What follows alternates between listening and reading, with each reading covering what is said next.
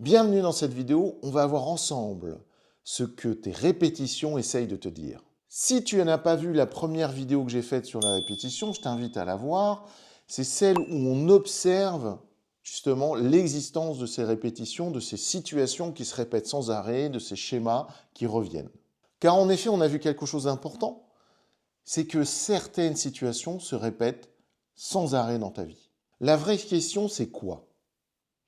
C'est pourquoi? Pourquoi les mêmes types de relations reviennent? Pourquoi les mêmes blocages persistent? Et surtout, qu'est-ce que ces répétitions essayent de te dire? Aujourd'hui, on ne va pas juste observer, on va essayer de comprendre. Pas avec des grandes théories, pas avec des concepts compliqués, mais en partant de ton vécu. On va partir de ton énergie, de ce que tu es, de comment tu vis ces répétitions. Il y a quelque chose d'essentiel en fait à comprendre. C'est qu'une répétition, c'est pas en fait un problème, c'est surtout un message. Et ce message peut venir de plusieurs niveaux. Il peut venir au niveau psychologique, il peut venir au niveau du comportement, il peut venir aussi au niveau énergétique. Et c'est quand on essaye de comprendre ce message, qu'on essaye de le décrypter, que là, ça devient vraiment intéressant. Il y a 3 niveaux de compréhension. D'abord, le premier niveau, c'est le niveau du comportement. Une situation, par exemple, se répète parce que on réagit toujours de la même manière. Par exemple, systématiquement, tu évites un conflit, tu fuis. Autre chose aussi, tu observes que tu n'oses pas dire non. Jamais tu peux dire non. Tu es comme si tu étais dans l'impossibilité de dire non et dans l'obligation de dire oui. Et puis un autre point très important dans le comportement qui est à identifier, c'est la suradaptation. Si tu suradaptes, c'est-à-dire que tu t'adaptes plus à les situations que nécessaire, c'est un signe en effet de répétition. Résultat, lorsque tu évites les conflits, quand tu fuis, quand tu n'oses pas dire non, ou quand tu te suradaptes, eh bien, qu'est-ce qui se passe? La situation revient, et même parfois la situation revient encore plus fort. Et c'est comme si elle se développait en intensité. La question que tu peux te poser, c'est qu'est-ce que je fais toujours pareil dans cette situation? Le comportement, c'est donc le premier niveau. Le deuxième niveau, c'est l'émotion. Une répétition est souvent liée à une émotion qui n'est pas transformée, c'est-à-dire qui reste comme elle est. C'est-à-dire la peur, par exemple. Toujours dans cette émotion de peur, le rejet. Soit tu rejettes, soit tu te sens rejeté. Aussi, l'émotion de manque. Tu en manques, tu peux en manque d'affection, en manque d'argent, en manque de relations, et aussi en insécurité. Tu as cette émotion d'insécurité qui est presque constante. Au moment où tu te couches et au moment où tu te réveilles, tu sens cette insécurité comme si elle était palpable, comme si elle était sous-jacente, toujours présente et qui revient de plus en plus fort à chaque situation où la situation te semble se répéter dans des conditions différentes. Tant que l'émotion est là, elle attire des situations similaires. Une émotion, finalement, c'est quoi? C'est une énergie en circulation, en mouvement. Et si elle n'est pas transformée, eh bien, elle continue d'agir. Du coup, tu peux te poser la question, quelle émotion revient toujours dans ce même type de situation? Troisième plan, qui est super important, c'est l'énergie. Alors, l'énergie, souvent, c'est quelque chose un petit peu subtil. Pourtant, on dit, je manque d'énergie, je suis plein d'énergie, cette personne me donne de l'énergie, ton projet me donne de l'énergie, mais on ne comprend pas vraiment ce que c'est que l'énergie. Alors, je t'ai fait une vidéo spéciale sur ma chaîne, sur cette chaîne, je te mets le lien, sur qu'est-ce que c'est que l'énergie et comment nous on le voit. Okay, donc, je ne vais pas te faire toute une conférence là-dessus maintenant. Mais l'énergie, c'est super important en fait. Ça fait partie de nous. C'est ce qui fait que justement, on peut évoluer, on peut se transformer. Donc là, on touche à quelque chose d'un petit peu plus subtil. Alors, je t'invite à me faire confiance juste maintenant. D'accord? Alors, si tu travailles déjà à l'énergie, très bien. Si c'est nouveau pour toi, juste écoute ce que je dis et accueille. Voilà. Après, tu fais ton opinion. OK? Donc, l'énergie, en fait, tu attires aussi, finalement, ce que tu portes énergétiquement. On considère qu'en énergie, on rayonne. Tu as entendu parler, bien sûr, de l'aura, du champ électromagnétique qu'on produit. Eh bien, l'électromagnétisme, c'est quoi? Eh bien, ça attire. Ok? C'est comme les aimants. On rayonne et on attire. Du coup, tu attires ce que tu rayonnes. D'accord? Donc, qu'est-ce que tu rayonnes? Qu'est-ce que tu portes énergétiquement? Bah, tu portes tes croyances sur toi, tes croyances sur les autres, tes croyances sur ton environnement, tes croyances sur tel type de situation. Ah, je vais aller à un entretien d'embauche. Ah, ben ça se passe toujours comme ça. Ou dans tel type d'entreprise. C'est qu'un exemple. Mais tu vois comment tu rayonnes tes croyances. Et du coup, tu attires les mêmes situations. Tu rayonnes ton état intérieur, si tu es bien, t'es pas bien. Moi, je peux te dire, j'ai été à une époque, il y a longtemps, professeur de français en Égypte pour des jeunes, voilà, des enfants, voilà. Des jeunes égyptiens. J'étais en coopération à l'époque, ça s'appelait comme ça. Et je peux te dire que j'ai appris très vite que ce que je rayonnais, en termes d'émotion, en termes d'énergie, tout de suite avait un impact sur la classe que je gérais. Voilà. Et j'arrivais dans la classe et selon l'état où j'étais, la classe se mettait au même type de, on va dire, de fréquence, de vibration, d'énergie. Donc j'avais intérêt à moi à me poser, à me calmer, à respirer calmement, à être dans une émotion apaisée et à développer une énergie calme, bienveillante, qui faisait que l'ensemble de la classe, elle, me ramenait finalement ce que je rayonnais, d'accord? C'est-à-dire du calme, l'apaisement. Et il y en avait besoin, crois-moi, dans une classe de 30 jeunes enfants pour apprendre le français. Et puis, ce que tu portes en toi, c'est donc ta vibration globale. D'accord? Alors, sur la vibration, sur le taux vibratoire, j'ai fait toute une série de vidéos, voilà, que tu peux aller voir en complément de cette vidéo sur les répétitions. Du coup, l'énergie, elle est par nature un fluide, voilà, une matière, j'allais dire, mais en fait un fluide qui est destiné à évoluer, à changer, à se transformer. Et si du coup ton énergie reste bloquée, reste la même, les situations, bah, elles, les conditions des situations changent, mais le fond reste identique. Quelques exemples simples. Si tu rentres dans une énergie de manque, eh bien tu attires des situations de manque. Si tu rentres dans une énergie de doute, eh bien tu attires des situations qui nourrissent le doute.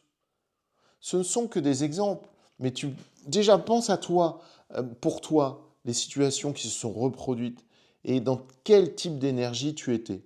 Voilà. Donc du coup, la question que tu peux te poser, c'est dans quel état énergétique suis-je quand ce type de situation arrive? Alors maintenant, je te propose une petite pratique. Comme d'habitude, si tu as suivi mes vidéos, tu fermes les yeux ou les yeux mi-clos pour baisser les fréquences cérébrales, être dans un état de conscience un peu modifié. Tu écoutes ma voix, tu respires posément, tu relâches les épaules pour libérer ta respiration thoracique, tu relâches ton ventre pour libérer ta respiration abdominale. Tu respires calmement, tu observes le rythme de ton cœur, voilà. Tu as la tête bien droite dans l'alignement de ta colonne vertébrale, le dos droit, les pieds bien ancrés.